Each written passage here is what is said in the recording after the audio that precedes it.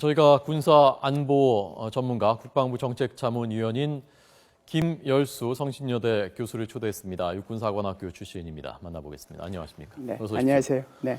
네, 여기가 저희가 지금 지도를 표시를 했는데요. 네. 그러니까 이쪽이 중동입니다. 전체적으로 보시면 그 이해가 되시겠습니다만은 중동이고 여기가 이스라엘이죠. 이쪽 이스라엘이고 시리아 그리고 여기가 이라크고 이 붉은색으로 표시한 지역이 IS가 일부든지 아니면 전체든지 점령을 하고 있는 지역이고 여기가 바로 그 락카라는 수도격이라는 곳인데 지금 그 어제 프랑스가 공습한 곳도 락카고 현재 군사작전이 대부분 펼쳐지고 있는 곳은 다 이 지역 여기라고 보면 되는 겁니까? 예, 그 IS라고 하는 것이요. 그 이슬람 스테이트라고 하는 거잖아요. 예를 들어서 우리가 이제 수없이 들어왔던 알카에다 뭐 이런 것처럼 이런 단체 이름으로 얘기하는 것이 아니고 이슬람 국가라고 하는 이름으로 얘기가 되고 있는 거거든요. 그래서 지금 설명하신 것처럼 저 IS는 시리아에서도 어마어마한 세력을 확장을 하고 있고 이라크에서도 어마어마한 세력을 확장을 하고 있습니다. 그래서 IS가 지금 이 지도에서 보는 것처럼 시리아의 많은 부분과 이라크의 모술 지역까지 포함해서 심지어 이라크의 수도인 바그다드까지 위협한 적이 있거든요. 바그다드는 어디쯤이죠? 요 정도 되죠. 요 정도. 요 정도. 네네. 모술은 이쪽을 예, 모술이라고 여기가 모술 정도 모술이고요. 되죠. 예. 예, 모술 정도. 왜 이제 락카라고 하는 것을 가서 공습을 했느냐 하면 예. 시리아에서 IS의 핵심 사령부가 있는 곳이 락카 지역이에요. 이라크에서는 IS의 핵심 지역 또는 수도라고 선포한 데가 모술이라고 하는 곳이거든요. 예.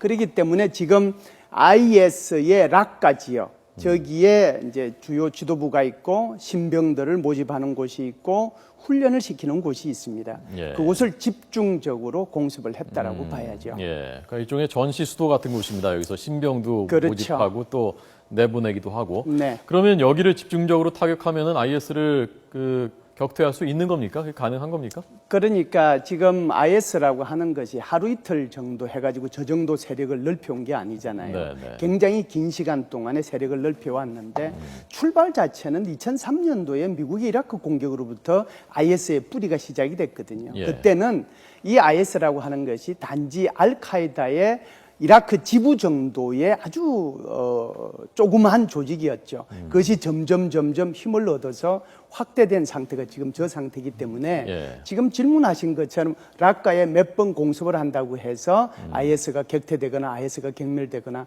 그런 문제는 아니라고 봅니다. 네. 단지 네. 이 IS가 지금 몇 번에 걸쳐서 테러를 했잖아요. 테러한 것에 대한 더 이상의 테러가 있다라고 하면 국제사회가 용서하지 않겠다라는 강한 예. 그런 국제사회의 의지를 전달한 거고요. 예. 그리고 대신에 이 IS가 하고 있는 이 지역 바깥으로 나와서 어떠한 테러 행위를 하게 되면 바로 들어가서 공습을 하겠다는 그런 의지를 내보였다고 봐야죠. 예, 올랑 대통령이 일단 1차로 락카 공습하고 그다음에 두 번째로 꺼내든 카드가 핵 항공모함 유럽에서 제일 큰 것을 보내겠다고 하는데 그게 들어오면 어느 쪽으로 들어와서 어떤 역할을 작전에서 할 수 있게? 그러니까 우리가 여기가 이제 이태리잖아요. 예. 요 정도가 이제 프랑스가 있습니다. 요 네, 정도요. 네. 그러면은 이 프랑스가 어디로 오느냐 하면 드골함이거든요. 예. 소위 말하는 항공모함이요. 드골함이 이제 이렇게 지중해로 들어오죠. 예. 지중해로 들어오면 여기서 바로 여기 이제 시프리 섬이고요. 키프로스 섬이라고 하는 데고요. 여기서 여기 시리아 그다음에 IS 지역 때리는 데는 뭐 금방이잖아요. 예. 그런데 이 항공모함이 한번 출동을 하게 되면은 대단히 준비를 많이 해야 돼요. 뭐 기름만 넣어야 되는 것이 아니고 예. 거기에 먹을 거, 그다음에 모든 폭탄, 그다음에 그 위에 탑재하는 전투기, 그다음에 조기 경보기 이런 거에 대한 정비 이런 문제들이 있기 때문에 네. 제가 볼 때는 한 2, 3일 정도는 더 걸릴 수 있다라고 봐요. 그렇게 네. 해서 출동을 하면 다음 달 초 정도 되면 여기 오지 않겠느냐 하는 예. 생각이 들고요. 핵항공모함이라는 것이 원자력으로 추진하는 것이니까 연료를 따로 넣을 필요는 없는 것 아닙니까? 그렇죠.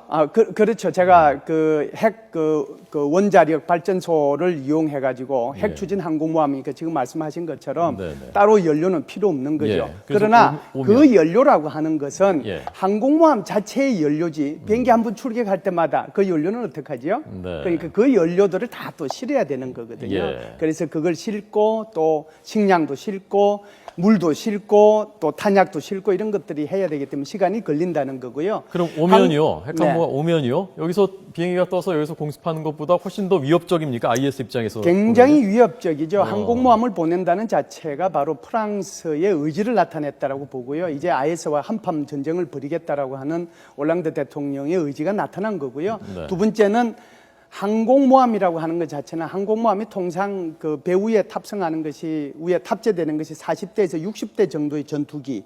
그다음에 이제 그거 말고도 조기 경보기 뭐 헬기 해가지고 맥시멈 타게 되면 한 80대 플러스 마이너스 정도를 타요. 예. 그 정도 어마어마한데 항공모함만 가는 게 아니에요. 항공모함이 출동하면 반드시 앞에 전략 잠수함이 가고요. 좌우측으로는 호위함이 따라가고 뒤에는 군수 지원함이 따라가고 다시 제일 뒤에는 또다시 전략 잠수함이 따라갑니다. 그게 문제는 물론 IS를 상대로 해서 핵무기를 쓸 이유는 없겠죠. 네. 그럼에도 불구하고 우리는 눈에 보이는 항공모함에 탑재되어 있는 전투기만 생각하지만 사실상 항공모함 한 척이 뜨면 정말 어마어마한 전력이 거기 뒤따라간다는 거고요. 그래서 바로 이 부분에서 예, 여기다가 정박을 시켜놓고 전투기를 띄우면 예. 훨씬 빠른 시간 내에 더 정밀하고 더 정확하게 실시간 어디에 적이 있는지를 보고 받는 데로 가서 바로 격파할 수가 있기 때문에 예. 훨씬 효율적이고 효과적으로 IS를 격퇴하는 데 도움이 된다고 예. 봐야죠. 교수님 군사 전문가시고 전략을 오랫동안 강의하신 분이니까 만약에 교수님한테 연합군을 다 병력을 다 주고 어떤 뭐 장비도 쓸 수 있으니까 IS를 격퇴시켜라라고 한다면 지금부터 어디에 어떻게 병력을 전개시켜서 어떤 작전을 하시겠습니까? 이제 그 질문에 대해서요. 예. 두 가지 이제 좀 생각을 달리해야 될 부분이 있는데요. 하나는 네. 과연 나한테 그러니까 그것이 뭐 미국이라도 좋고 또는 러시아라도 좋고 프랑스라도 좋습니다. 한테 다 모두 작전 통제권을 줘가지고 그 사람이 이 IS를 격퇴할 수 있도록 정권을 과연 줄 수 있느냐 하는 것이 첫 번째 문제인데요. 왜 그러냐 하면 지금 우리가 바라보는 것은 지금 IS가 문제가 되기 때문에 IS만 생각을 하지만 네. 실제로 시리아에는 서로 다른 세 개의 무장단체들이 서로 싸우고 있는 거예요. 첫 번째 무장단체가 소위 말하는 그 아사드의 정부군이고요. 예. 두 번째가 아사드에 반대하는 반군이 있고요. 네. 세 번째가 이슬람 극단주인 지금 IS가 있거든요. 이 세 개가 물고 무너지는 그런 상태예요. 그럼 누구를 대상으로 공격할 거냐 하는 것이 바로 연합국마다 다 다르다는 거예요. 예, 그러니까 연합국을 구성한다고 하더라도 한번 보세요. 미국 같은 경우는 원래는 IS에 초점이 가 있었던 게 아니고 이 아사드를 물러나게 하기 위한 반군을 지원하는 데 초점이 가 있었고 영국도 그랬어요. 그런데 이 러시아는 어디에 초점이 가 있었느냐 하면 바로 중동 지역 전체에서 유일하게 러시아의 군사 기지가 있는 곳이 바로 시리아입니다. 그러니까 러시아 입장에서는 시리아 정부군을 지원할 수밖에 없는 거죠. IS 같은 경우에는 이번에 테러를 당했기 때문에 프랑스가 이제 그쪽에다가 직접적으로 가서 때리는 거고요.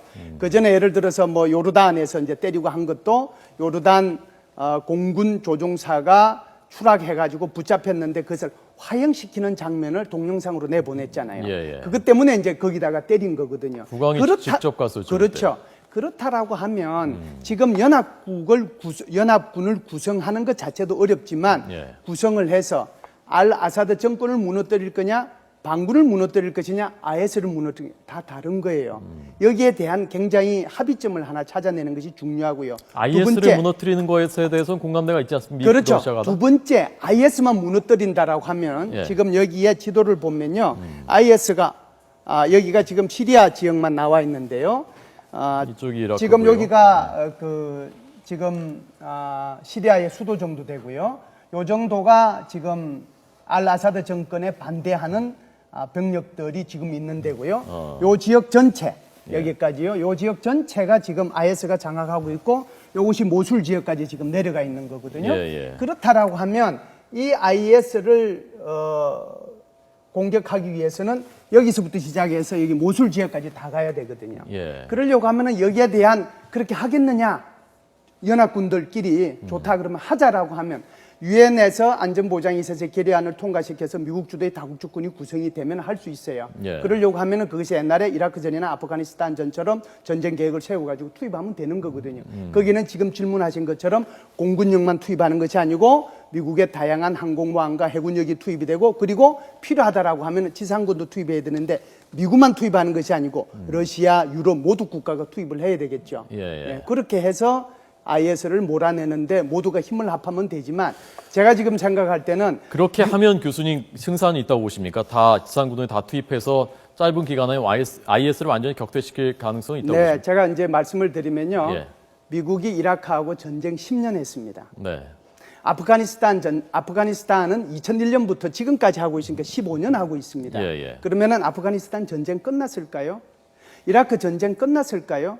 예를 들면 이라크 전쟁 같은 경우에는 43일 만에 아들 부시 대통령이 이라크 전쟁에 끝났다라고 선언했어요. 그게 무슨 얘기냐면 주요 전투가 끝났다라고 얘기했고 그때부터 소위 말하는 미국은 그 IS를 포함한 알카이다 세력 전체와 같이 대테러와의 전쟁을 10년 동안 지속해 온 겁니다. 예. 여기 있는 아프가니스탄도 마찬가지거든요. 그렇다라고 하면 지금 질문하신 것처럼 그렇게 연합군을 구성을 해서 IS를 격퇴하러 들어가면 주요 전투는 끝낼 수 있습니다. 주요 전투요. 예, 예. 그래서 IS의 핵심 세력과 핵심 위치와 그들의 소위 말하는 이 테러 전쟁을 수행할 수 있는 자구문인 소위 말하는 그 유전지대나 이런 것들은 다 파괴할 수 있어요. 문제는 그 다음이죠. 예. 그래서 제가 볼 때는 연합군이 구성이 돼서 들어간다라고 하면은 과거에 미국이 이라크 전쟁을 했던 것처럼 그렇게 오랫동안 시일이 걸리지는 않을 거예요. 주요 전투는 2달 내로 끝날 수 있다라고 저는 확신을 합니다.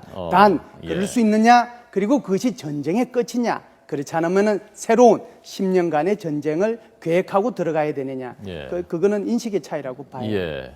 그 이라크 아프간 전쟁이 오래 지속되고 있긴 하지만 결정적인 주요 세력을 격퇴했었던 것은 분명하지 않습니까? 그렇죠. 그러니까 IS가 지금처럼 어떤 세계적인 테러를 하거나 그런 그 할 수 있는 힘을 꺾을 수 있는 것은 가능하다. 이렇게 지상군이 투입되면 지금 이 지도는 저희가 현재 전황, 그러니까 순위파 IS 순위파니까요. 시아파 무장 세력 헤즈볼라 이쪽은 쿠르드족 민병대 여기도 IS하고 대치하고 있는 세력이고요. 그리고 이란, 미국, 러시아 군이 이렇게 할 수 있다는 현재 전황을 보여드린 겁니다.